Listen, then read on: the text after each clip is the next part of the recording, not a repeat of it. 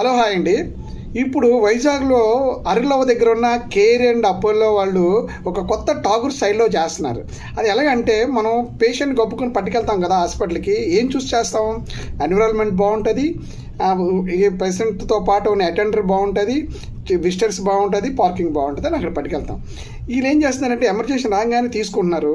తీసుకున్న తర్వాత అన్నీ బాగానే చూస్తున్నారు.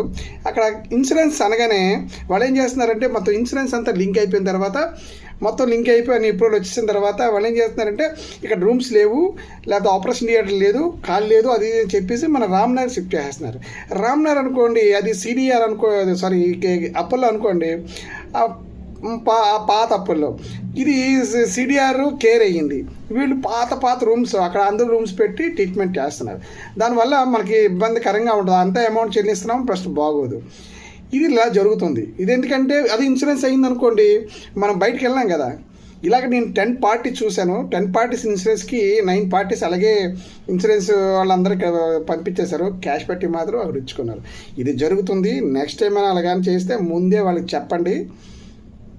Okay, bye.